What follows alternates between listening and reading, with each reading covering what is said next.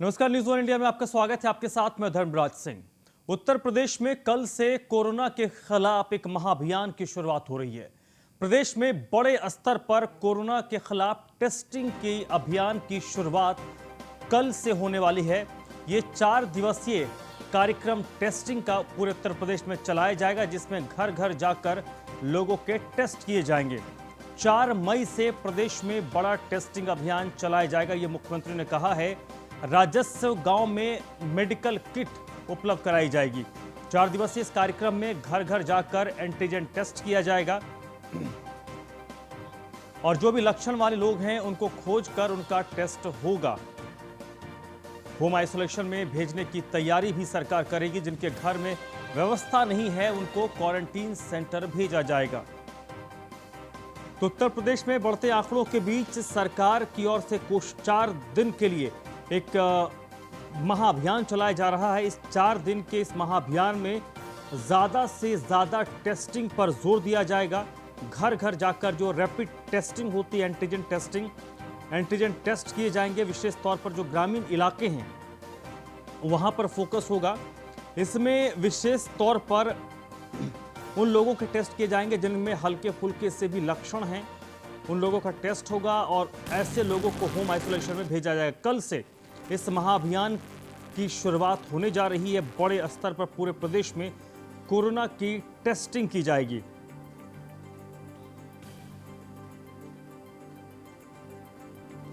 इस महाअभियान के दौरान घर घर जाकर टेस्टिंग होगी। टेस्टिंग के लिए 4 मई से, यानी 4 दिन तक 4 मई से शुरू होगा। राजस्व गांव जो हैं वहां पर मेडिकल किट उपलब्ध करवाया जाएगा। जो भी लक्षण वाले लोग होंगे उनको ढूंढ कर उनका टेस्ट होगा और ऐसे लोगों को होम आइसोलेशन में भेजने की तैयारी सरकार कर रही है। इसके अलावा जिनके यहाँ पर होम आइसोलेशन की व्यवस्था नहीं है उनके लिए सरकार क्वारंटीन सेंटर में उनको शिफ्ट करेगी।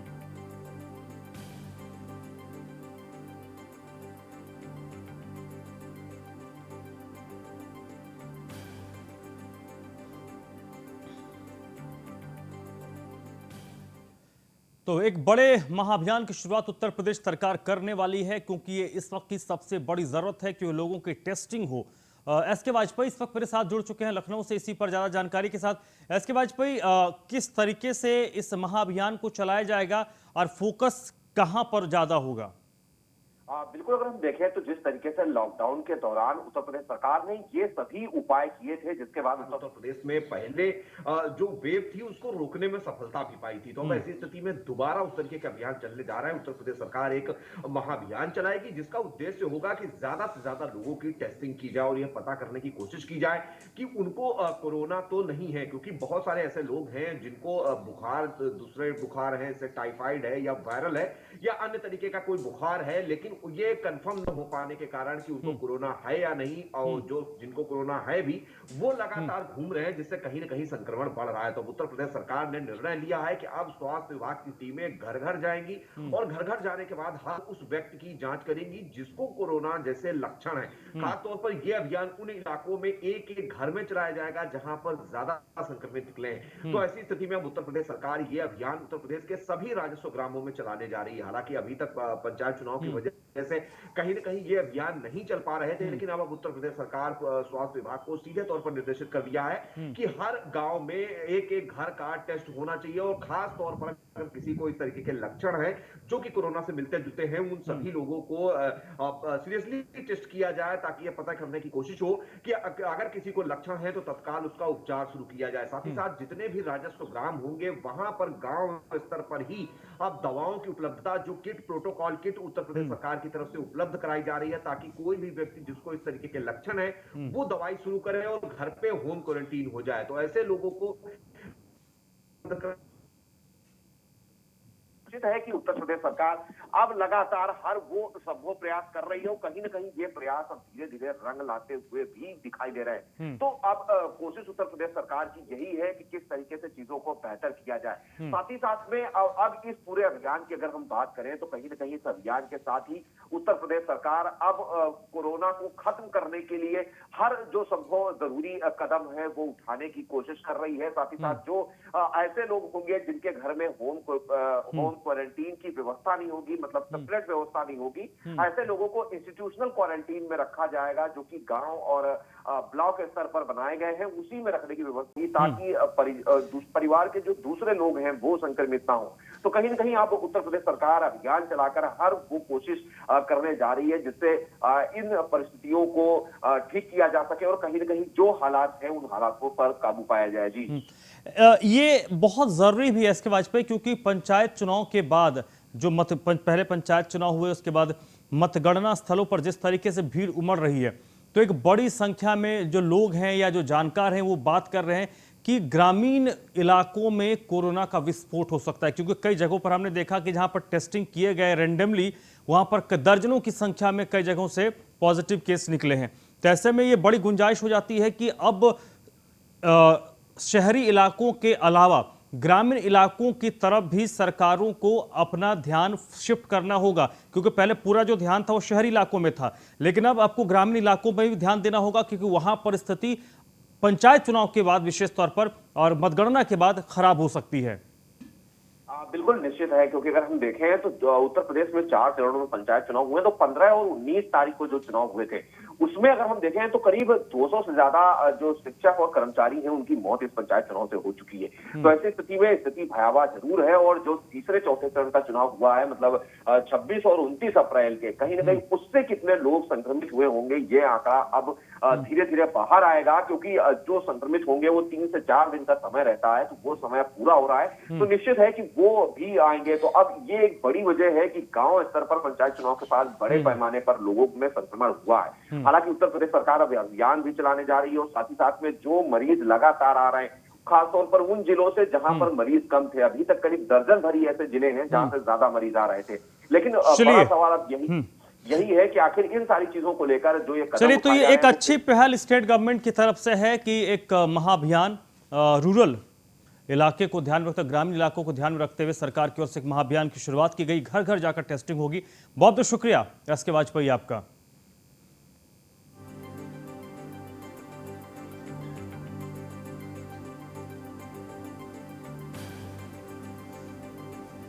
तो इस महाअभियान के बारे में आपको अगर बताएं तो 4 दिवसीय कार्यक्रम होगा, 4 दिनों तक इस महाअभियान को चलाया जाएगा, और इन 4 दिनों में बड़े पैमाने पर टेस्टिंग होगी।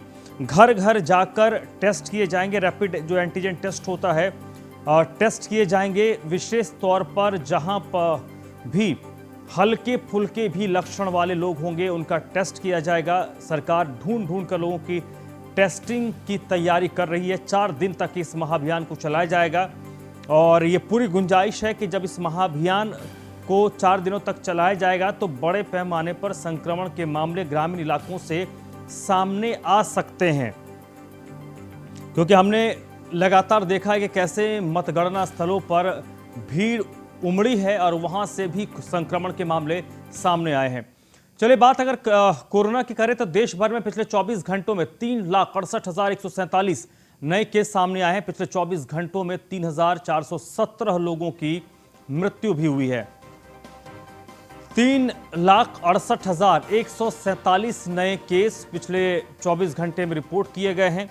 भारत में रविवार यानी 2 मई को 3,68,147 नए कोविड के केस दर्ज किए गए हैं। वहीं इस महामारी से मौत का आंकड़ा आज सबसे ज्यादा देखने को मिला है। पिछले 24 घंटों की बात करें तो 3,417 लोगों की मौत कोरोना के कारण हुई है, कोरोना संक्रमण के बाद हुई है।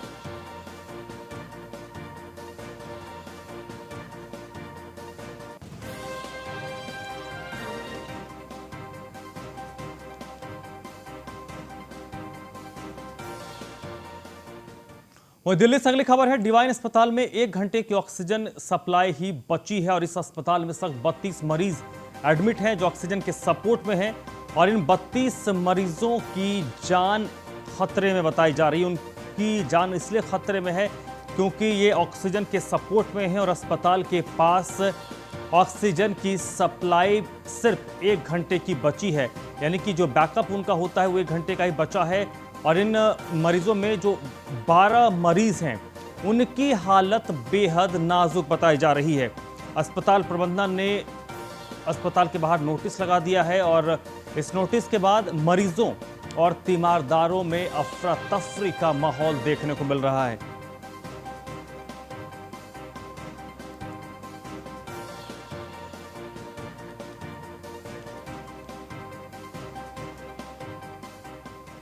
में उत्तर प्रदेश में पिछले 24 घंटे में 30,983 कोरोना के नए केस सामने आए हैं। इस दौरान 290 लोगों की मौत हुई है। पिछले 24 घंटे में 30,983 यानी तकरीबन 31,000 नए कोरोना के केस उत्तर प्रदेश में रिपोर्ट किए गए हैं। वहीं कुल जो एक्टिव केस हैं उत्तर प्रदेश में 2,95,752 हो गए हैं।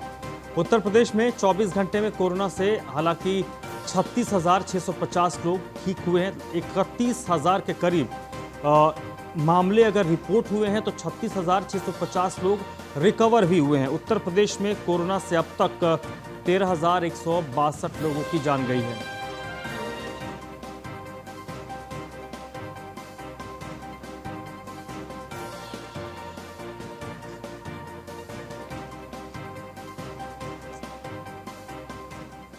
तो इस वक्त मेरे साथ अतुल जुड़ चुके हैं और कृष्णा हैं आगरा से। सबसे पहले कृष्णा, आपसे ही जानना चाहेंगे, आगरा में जिस तरीके से आंकड़े बढ़ रहे हैं उसके बाद एहतियात भी बढ़ते जा रहे हैं आम लोगों की ओर से, लेकिन ये भी इनपुट आप लोगों से लगातार मिलता रहा है कि कई ऐसे लोग हैं जो अभी भी इस महामारी को गंभीरता से नहीं ले रहे।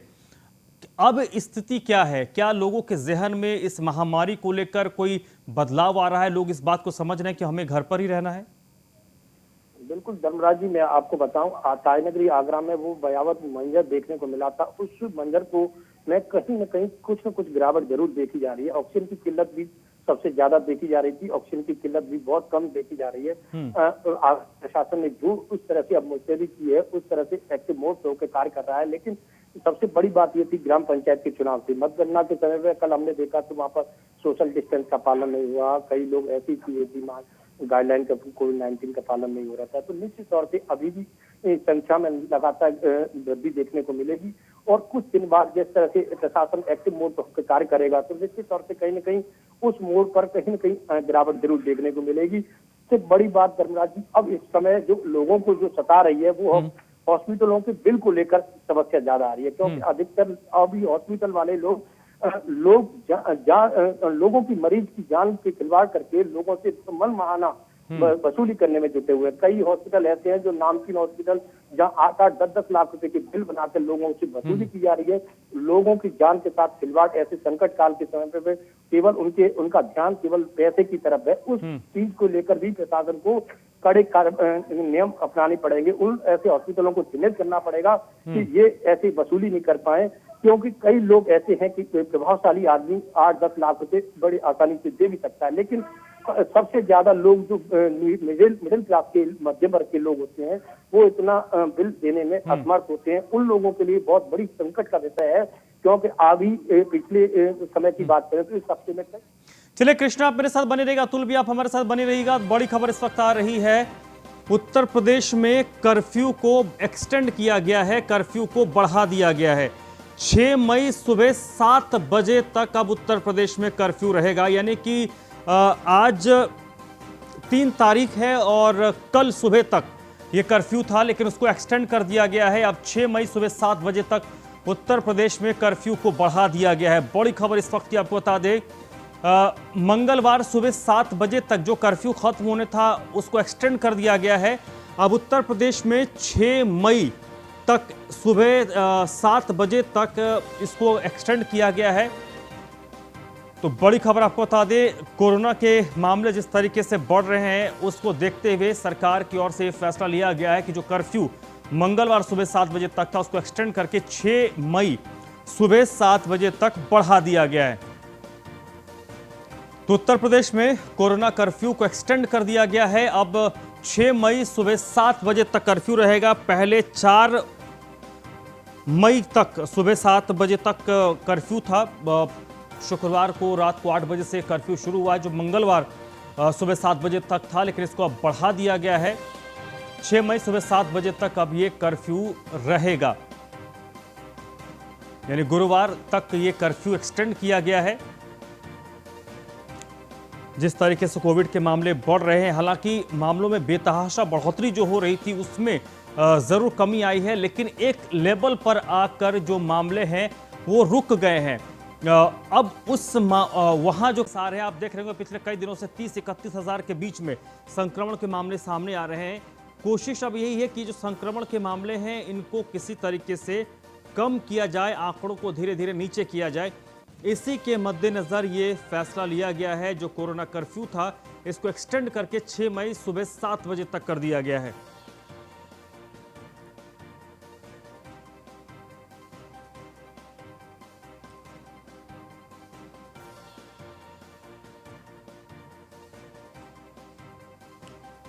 तो बड़ी खबर आपको बता दें, उत्तर प्रदेश में कोरोना कर्फ्यू को 2 दिन और बढ़ा दिया गया है। 6 मई सुबह 7 बजे तक अब उत्तर प्रदेश में कोरोना कर्फ्यू लागू रहेगा। 2 दिन इसको एक्सटेंड किया गया है। 4 तारीख मंगलवार तक ये सुबह 7 बजे तक कर्फ्यू लागू था, लेकिन इसको 2 दिन और बढ़ाया गया है। अब गुरुवार सुबह 7 बजे तक कर्फ्यू इंप्लीमेंट रहेगा, इसको बढ़ाया गया है।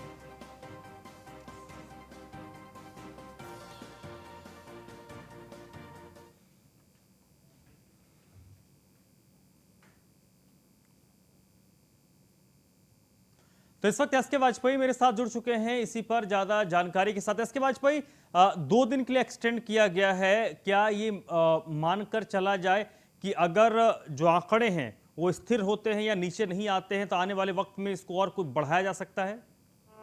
हाँ बिल्कुल निश्चित है, क्योंकि उत्तर प्रदेश सरकार हर वो संभव प्रयास कर रही है जिससे कोरोना को रोका जा सके। क्योंकि अगर हम जमीनी हकीकत की बात करें तो हालात जो है वो काबू से बाहर है। चाहे वो कोई भी जिला हो, हर जिले में स्थितियां बेकाबू है। खासतौर पर ग्रामीण इलाकों में, जहां पिछली बार जब पहली वेव आई थी उस दौरान वहां पर कोई भी समस्या नहीं थी, लेकिन इस बार गांवों में भी स्थितियां बहुत ज्यादा दयनीय है। क्योंकि जिस तरीके से पंचायत चुनाव के दौरान जो परिस्थितियां हुई है, भीड़ इकट्ठी हुई है, उसके बाद से स्थितियां और ज्यादा बिगड़ी हैं, जिसको लेकर अब उत्तर प्रदेश सरकार ने निर्णय लिया है। हालांकि अगर हम कहें तो 3 दिन का ये साप्ताहिक लॉकडाउन था, जो कि शनिवार, रविवार और सोमवार तक चलता था, और उसके अलावा मंगलवार को सुबह 7 बजे खत्म होता। अब इसको 2 दिन और बढ़ाया गया। तो कहीं ना कहीं ये कोशिश है कि इस तरीके से 1 सप्ताह पूरा किया जाए। क्योंकि अगर कोरोना के साइकिल की बात करें तो 7 से 14 दिन तक उसके जो सिम्टम्स हैं वो आते हैं, और कहीं ना कहीं उस पूरे सर्किल को पूरा करने की कोशिश होगी। हालांकि उत्तर प्रदेश सरकार ने अभी सिर्फ 2 दिन के लिए इसको और एक्सटेंड किया है, तो निश्चित है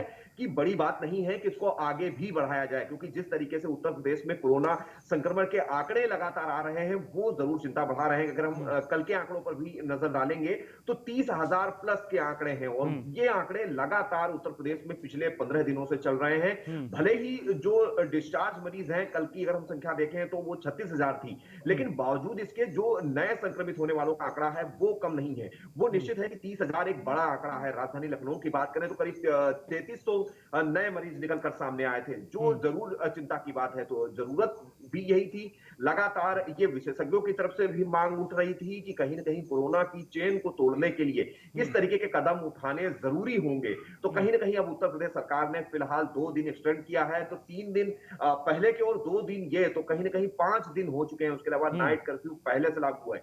लेकिन अगर हम बात करें तो उम्मीद ये जरूर है कहीं ना कहीं कि इसको आगे भी बढ़ाया जाए, क्योंकि उत्तर प्रदेश सरकार कोशिश जरूर करेगी कि कहीं ना कहीं कोरोना की चेन को तोड़ने के लिए हर वो संभव स्टेप लिया जाए जिससे कोरोना को खत्म करने में कहीं ना कहीं फायदा मिले। तो अब जरूरी है कि 2 दिन फिलहाल बढ़ा है, लेकिन उम्मीद है कि इसको आगे भी एक्सटेंड किया जा सकता है। जी चलिए, इसको आगे भी एक्सटेंड करने की बात की जा रही है, लेकिन इन 2 दिनों में जो बढ़ाया गया है इसमें क्या कोई चेंजेस किए गए हैं आदेशों में, या फिर जो एज इट इज जो जिन चीज़ों को छूट थी, जिन चीज़ों को बंद रखने का आदेश था वो एज इट इज वो है?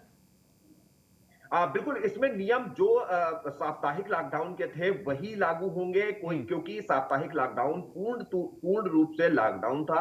उसमें अगर हम शनिवार, रविवार और जिसको बढ़ाकर सोमवार को भी शामिल किया गया था, उसमें आवश्यक सेवाओं को छोड़कर सभी तरीके की सेवाओं पर रोक थी। और चाहे वो कोई भी संस्थाएं हो, सभी को अपने दफ्तर बंद रखने के निर्देश थे।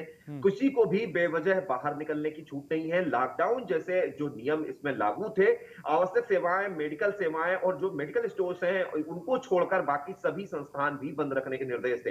तो ये नियम इसमें जो 2 दिन बढ़े हैं उसमें भी लागू होंगे, क्योंकि हम ये देखें तो ये तीनों दिन लॉकडाउन के सभी वो नियम लागू थे जो कि पिछली बार जब लॉकडाउन उत्तर प्रदेश में हुआ, जो नियम फॉलो हो रहे थे वही नियम इसमें भी लागू किए गए थे। तो निश्चित है कि अब ये जो 2 दिन बढ़े हैं उसमें भी वही सारे नियम लागू रहेंगे। कोई भी व्यक्ति बेवजह बाहर नहीं निकल पाएगा और आवश्यक सेवाएं जो हैं वो यथावत चलती रहेंगी, ताकि कहीं पर भी किसी को कोई समस्या ना हो। अगर मेडिकल या अन्य कोई जरूरत है तो वो बाहर निकल सकता है। जी।